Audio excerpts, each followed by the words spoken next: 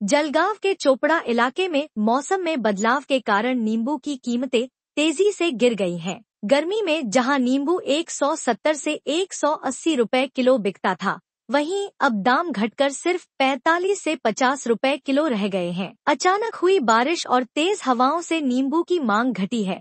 वहीं पिछले 8 दिनों से बिजली न होने के कारण बागों में पानी नहीं दिया जा सका। इससे फसल सूखने लगी है और फल झड़ने लगे हैं। किसानों का कहना है कि अगर यही हाल रहा तो जून से जुलाई की फसल पर भी असर पड़ेगा। आता आपल्या शेतातील जे निंबू आहे ते काढणे सुरू आहे का? आता काय भाव सुरू आहे मार्केटला आणि पूर्वी आधी काय भाव होता? पूर्वी होते ते 180 70 पर्यंत 60 पर्यंत चालू होते, तेव्हा मोसंबी बाग बी चांगला दिसत होता।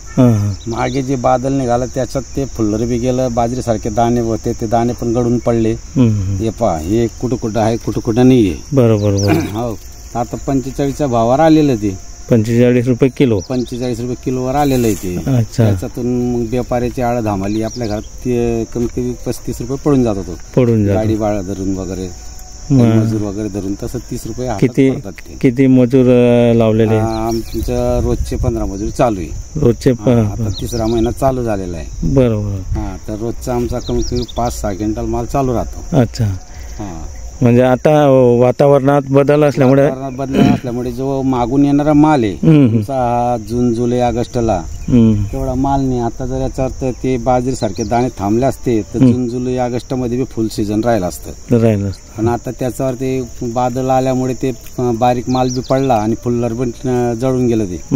आता हाय तोच तेवढ्याने आभार मानावा लागेल। आणि लाईट नसल्यामुळे आता 7 दिवसापासून लाईटच नाही, वायरमन ठिकाणावर नाही, तर मोटर बंद आहे, पाणी बाग सुकला जातोय, माल असं क्वालिटी देत नाही। तर लाईट जर चालू राहिली असती, एक पाणी फिरून घातलं 3ऱ्या दिवशी क्वालिटी पण माल दिसतो। बरोबर। आणि माल पण लवकर पोसायला सुरुवात होऊन जाते पाणी भेटल्यामुळे।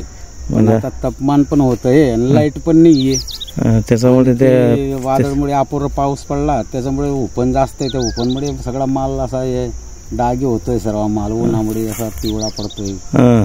निंबूचा एक म्हणजे जो भाव मिळाला पाहिजे तो मिळत नाही सध्या। यावर्षी तर काही सीजन नाहीये। दरवर्षी बरं होतं समाधानकारक, पण आता नाहीये। हाय त्याच्यातच समाधान घ्यावं लागेल। बरोबर हो।